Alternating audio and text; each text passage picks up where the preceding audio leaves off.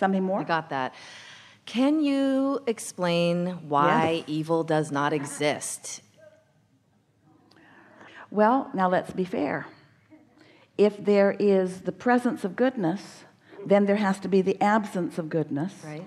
And humans want to call that evil and assign it a source, when all it is the byproduct of disallowing the goodness that is the only source. Law of attraction and momentum are the basis of this subject. So when you focus upon something unwanted, there is a momentum to that thought, and if you keep thinking about it, then the momentum is stronger, and as others do, then the momentum is stronger, until there are rivers of thoughts that exist that are the spin-off of man's conscious mind. And so if the river is strong, and there are a lot of those rivers that are strong, there are just so many things that people think about that they don't want. And so when you focus there and get caught up in one of those, it feels like something is asserting itself to you while nothing does assert itself. So the reason that we like to approach anyone who's beginning to understand vibration from a exercise of meditation is because when you quiet your mind and you stop resistance, we know what will then happen is that your vibration will raise to the frequency of who you are. The reason that we are so sure about this is because we know about this momentum of well-being. Because we have broader view, we can see the preponderance of well-being in relationship to the pinching off of it. In other words, it's not just the big picture, considering all things that have been and are. It's the current picture of even what's taking place on your planet right here and now. Well-being is just dominant. Does that mean that someone can't pinch themselves off from it? Certainly not. You can. And when you do, you feel it.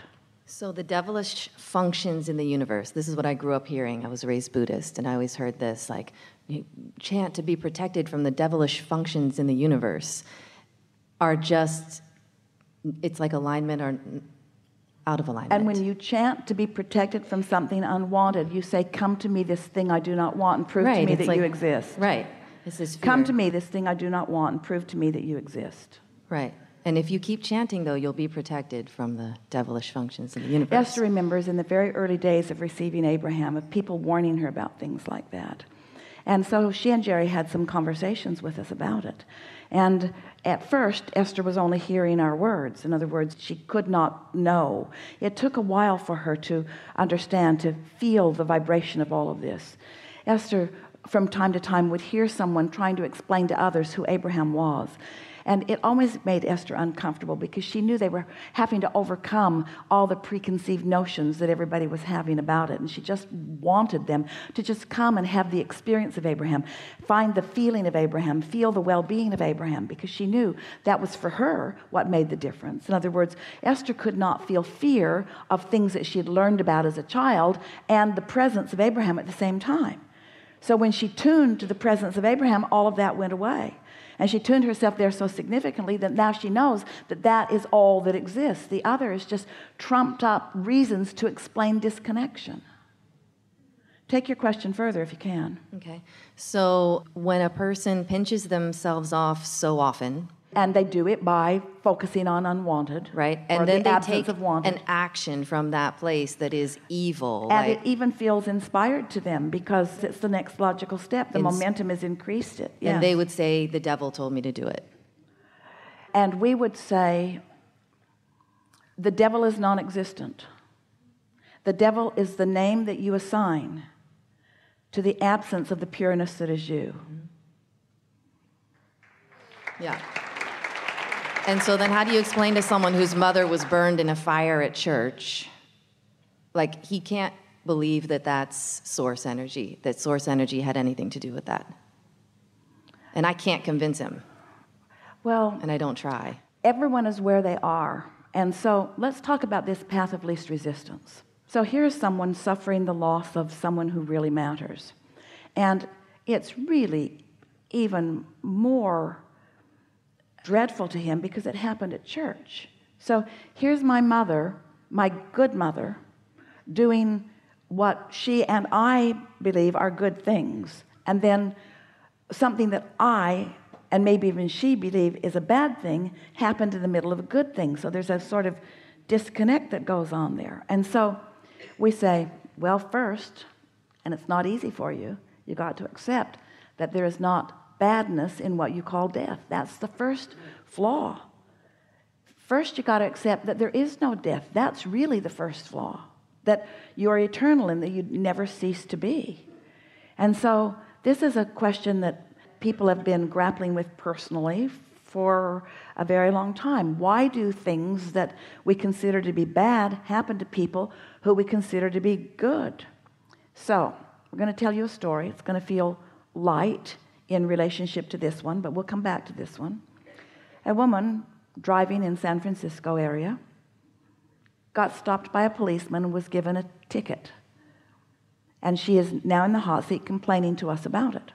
Abraham, I'm a good person, she's saying.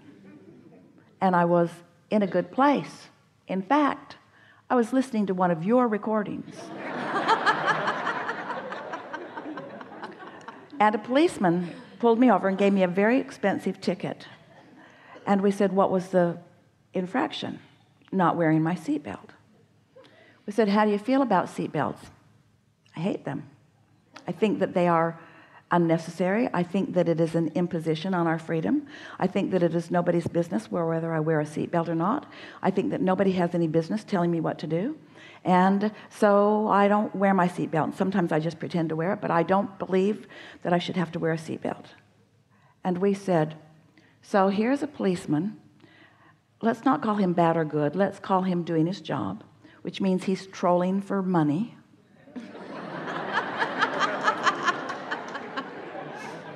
He's looking for infractors. And here you are driving down the freeway. Now, you say that you're in a place of pure positive energy because you're listening to a recording. But while you were listening to recording, you were emanating a signal that says, I don't wear my seatbelt, and I don't believe that anybody should tell me that I should have to. Because that's your belief and you're radiating it. It's in your vibration. No matter whatever else you're doing, it's in your vibration. So the policeman is driving away looking for exactly what you feel like. A lot of these guys are really intuitive. They know what infractors feel like. They've got their nose tuned to that defiant vibration. And so there you were, the most logical, strongest emanator of that anywhere. So something didn't go wrong, something went very right. That was law of attraction in action right there. That was you emanated a signal. And we didn't have a long enough conversation for us to really explain to her in a way that she could hear it, that you got to stop emanating that signal. So let's take the subject of path of least resistance. So if you have been held back or held down or confined or disallowed from following your own path and doing what you want, so you feel restrained, you feel downtrodden, you feel abused, you feel disadvantaged. If you've got that vibration going on, and here's your source over here calling you toward the well-being that is really you, there are a lot of emotions for you to pass through on your way to the delightful feeling of alignment. As we talked about the emotional guidance scale, and we talked about appreciation and love there in the high-flying vibrations, and that feeling of defeat and that feeling of fear being the lower, more resistant vibrations. And so if you are feeling defeat, then anger or resentment or revenge is a step in the right direction, isn't it? Mm-hmm. And so your inner being is calling you toward the clarity and the fullness that is you. But you can't just jump all of a sudden there. That's too much of a vibrational gap. So the path of least resistance for you might very well be in that attitude of revenge or resentment, and that's where this woman was. But that's a far cry from being in the state of alignment. In other words, she was touting alignment while she was in the state. And so there are a lot of people who are at church who are fearing God, or there are a lot of people who are at church who are not loving their neighbors or the other people around them. In other words, it doesn't matter where you are, it's how you're feeling. That may very well have been the path of least resistance to what that woman was praying for. She might have been praying for alignment, for escape from something that she could not control. In other words, you can't even know for anybody else. But we can tell you that the death experience is not what humans standing behind are wanting to assign to it. It's time for you to get over that death thing. It's time for you to accept the continuity of the eternalness that is you. It's time for you to stop looking at things that happen and trying to evaluate your worthiness or your rightness or your goodness or anyone else's based upon what you're witnessing, because you don't know for anyone else. You don't know what their path is, and you sure don't know what their path of least resistance is. And so it's one thing for us to stand in this place of understanding your worthiness and loving you unconditionally. And it's another thing for you to be in a vibrational place where you can receive that knowing. And there is very often a big gap between how Source feels about any one of you and the way you think Source feels about you, because you've been using all kinds of bogus criteria to evaluate the goodness and the rightness of you. Most of you evaluate your goodness based upon your sacrifice.